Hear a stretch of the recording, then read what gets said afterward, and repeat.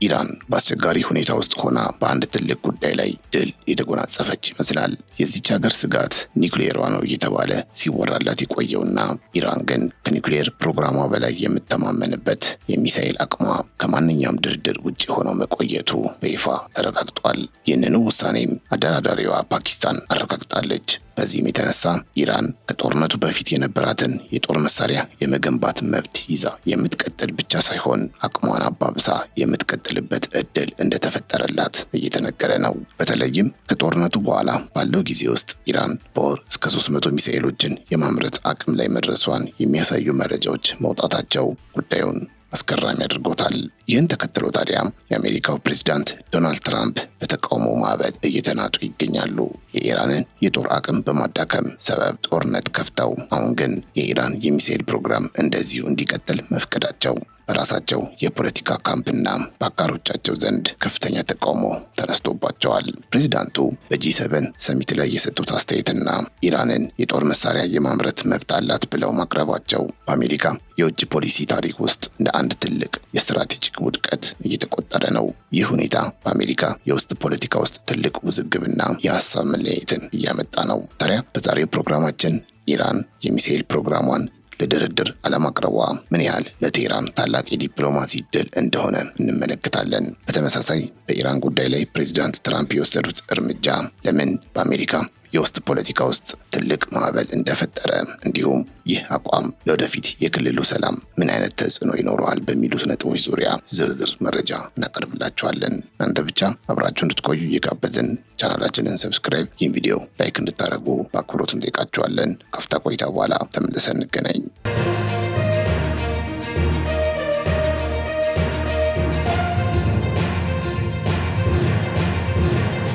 የኢራን ፕሬዝዳንት መሱድ ፔዜሽኪያን በኢስላማባድ ከፓኪስታን ጠቅላይ ሚኒስትር ሼህባዝ ሻሪፍ ጋር በሰጡት የጋራ መግለጫ የሀገራቸው የመከላከያ አቅም በተለይም የሚሳኤል ፕሮግራም ከማንኛውም ድርድር ውጪ መሆኑን በይፋ አረጋግጠዋል። ፔዜሽኪያን እንደተናገሩት ይህ ጉዳይ ከአሜሪካ ጋር በተደረሰው የመግባቢያ ስምምነት ውስጥ ፈጽሞ አልተካተተም፣ ወደፊትም ቢሆን ለድርድር የሚቀርብ አጀንዳ አይሆንም የሚል አቋማቸውን አስታውቀዋል። ኢራን በራሷ የመከላከያ አቅም ላይ የምታደርገው ጥረት ለብሔራዊ ደህንነቷ ወሳኝ እንደሆነ የምታምን ሲሆን ይህንን አቅም መገደብ ወይም ለሌላ ወገን ማስገዛት ለቴህራን ተቀባይነት የሌለው ተግባር እንደሆነ አስታውቃለች። የኢራን መንግስት የክልሉ ሰላምና መረጋጋት ሊረጋገጥ የሚችለው በውጭ ሀገራት ጣልቃ ገብነት ሳይሆን በክልሉ ሀገራት መካከል በሚኖር ሐቀኛ ውይይትና የጋራ ትብብር ብቻ እንደሆነ በጽኑ ያምናል። ፕሬዝዳንቱ በዚህ ጉብኝታቸው ወቅት በክልሉ ለተፈጠሩት ተግዳሮቶች መፍትሄ ለመስጠትና የተፈጠረውን የጦርነት ውጥረት ለማርገብ ፓኪስታን የተጫወተችውን ሚናም አድንቀዋል። የሁለቱ ሀገራት መሪዎች የጋራ መግባባት በክልሉ ውስጥ የውጭ ኃይሎች ተጽዕኖ መቀነስ እንዳለበትና የየሀገራቱ የሉዓላዊ መብቶች መከበር እንዳለባቸው የሚያጎላ ነው።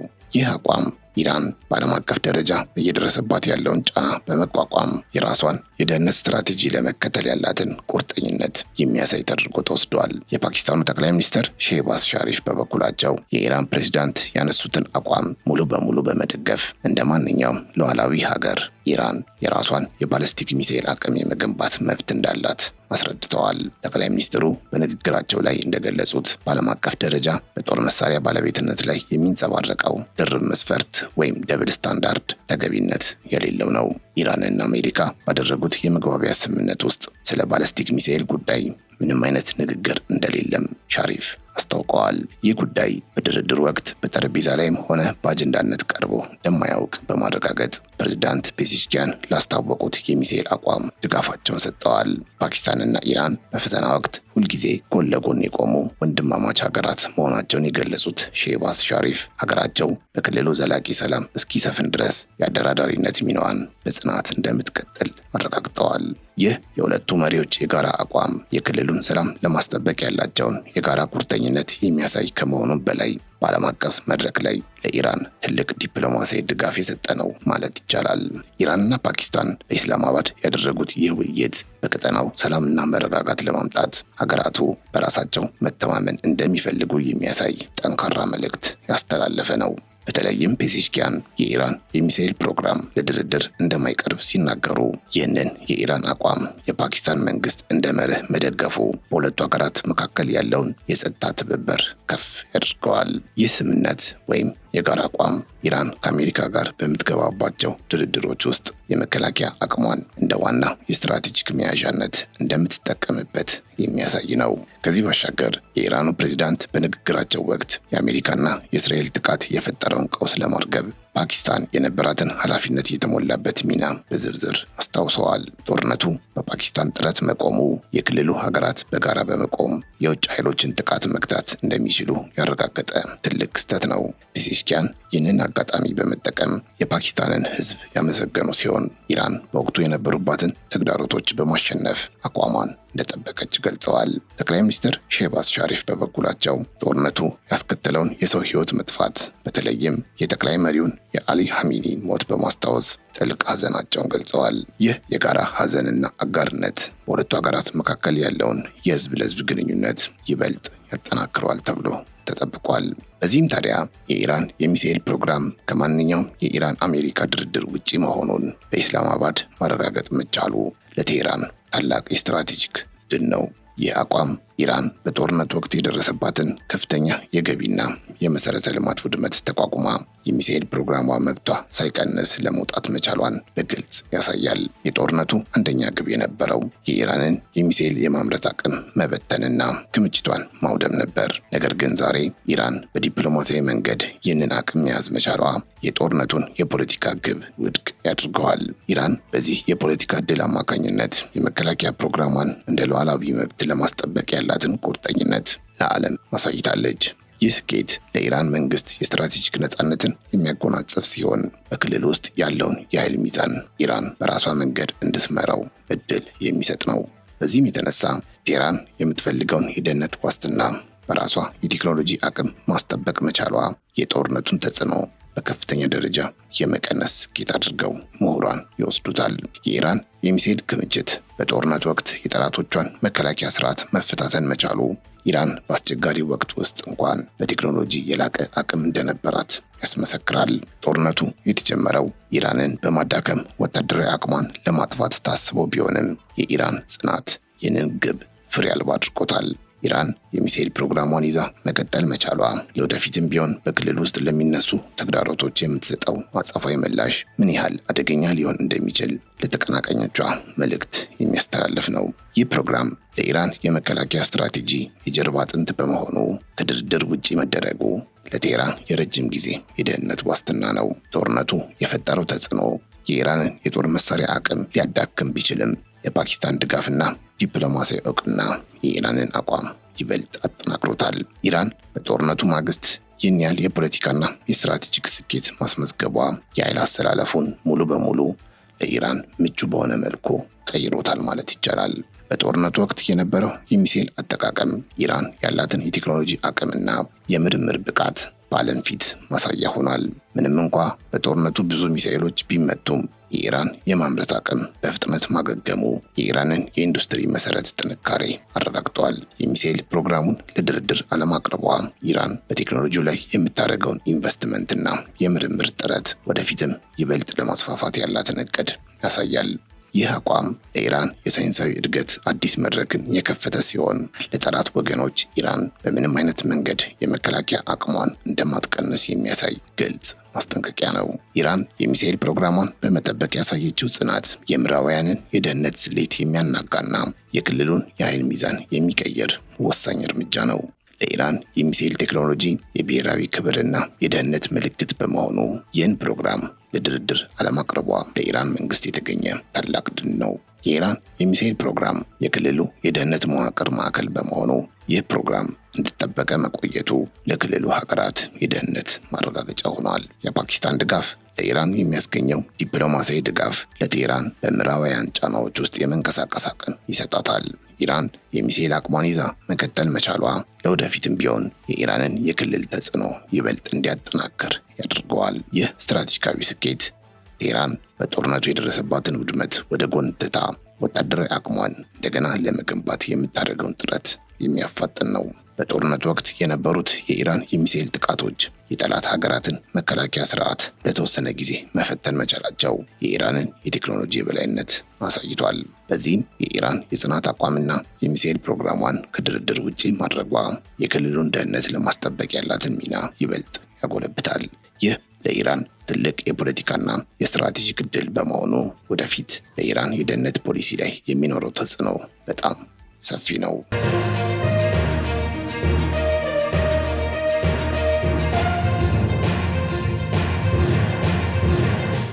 ይህን ተከትሎም ታዲያ የአሜሪካው ፕሬዝዳንት ዶናልድ ትራምፕ ላይ ተቃውሞ እየተነሳ ይገኛል። ጦርነቱ በይፋ በተጀመረበት ወቅት ትራምፕ የኢራንን የባለስቲክ ሚሳኤል ፕሮግራም እንደ አንድ ዋና የደህንነት ስጋት በመውሰድ ለማዳከም ቃል ገብተው ነበር። ሆኖም በፈረንሳይ በተካሄደው የጂ7 ሰሚት ላይ በሰጡት አስተያየት ከቀድሞ አቋማቸው ጋር የሚጋጭ መሆኑ ብዙዎችን አስገርሟል። ፕሬዝዳንቱ የኢራን ሚሳኤሎች ጥቂት ቦታዎችን ብቻ ነው የሚጎዱትና ዋና ችግሮች አይደሉም በማለት መግለጻቸው እንደ አንድ ትልቅ የፖለቲካ ግርፈት እየታየ ነው። ይህም የጦርነቱን መነሻ ዓላማ በራሳቸው እጅ የሚያንኳስስና ለኢራን አቅም እውቅና የሰጠ አደገኛ እርምጃ ተደርጎ ተቆጥሯል። በዚህም ምክንያት የትራምፕ አስተዳደር በኢራን ላይ በነበረው ጥብቅ አቋም ላይ መለሳለስ በማሳየቱ በደጋፊዎቻቸውና በፖለቲካ ተቀናቃኞቻቸው ዘንድ ከፍተኛ ተቃውሞ እየገጠመው ይገኛል። ትራምፕ በጂ7 ጉባኤ ላይ ያደረጉት ንግግር በአሜሪካ የውጭ ፖሊሲ ላይ ትልቅ ክፍተት መኖሩን ያሳያል። ሌሎች ሀገራት ሚሳኤል ካላቸው ኢራን እንዳይኖራት ማድረግ ትንሽ ኢፍትሐዊ ነው በማለት የሰጡት ማብራሪያ በዓለም አቀፍ ደረጃ የሚሳኤል ስርጭትን ለመቆጣጠር የሚደረገውን ጥረት የሚያዳክም ነው ተብሏል።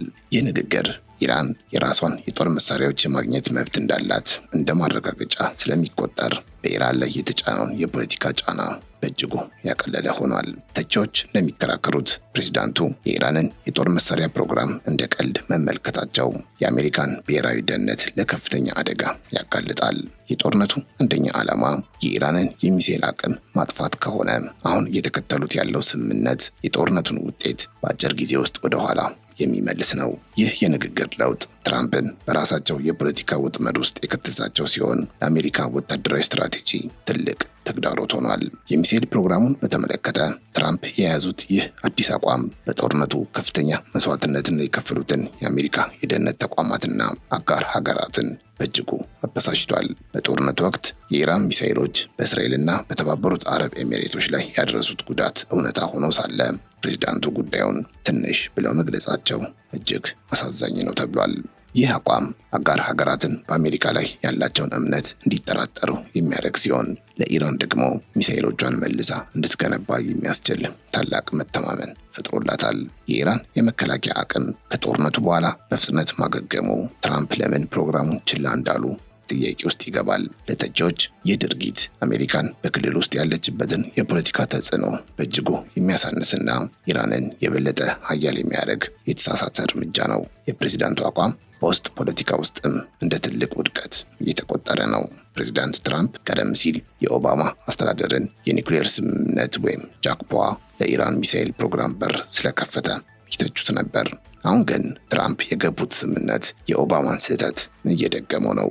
የኦባማ አስተዳደር ሚሳኤልን እንደማያዩት ወይም ለጊዜው ችላ እንዳሉት ነበር። የትራምፕ አዲስ ስምምነት ግን ኢራን እነዚህ ሚሳኤሎች የመያዝ መብት እንዳላት በይፋ እውቅና ሰጥቷል። ይህም ኢራን የምትፈልገውን ያህል ሚሳኤል በማንኛውም ጊዜ እንድታመርት ነጻነት ይሰጣታል። ብዙ ተንታኞች ትራምፕ ራሳቸው ሲያወግዙት የነበረውን ነገር አሁን በድርድር ስም መፍቀዳቸው ትክክል ያልሆነ የፖለቲካ ስሌት እንደሆነ ይናገራሉ። በዚህ ምክንያት በዋሽንግተን የውስጥ አዳራሾች ውስጥ ትልቅ ተቃውሞ እየተሰማ ነው።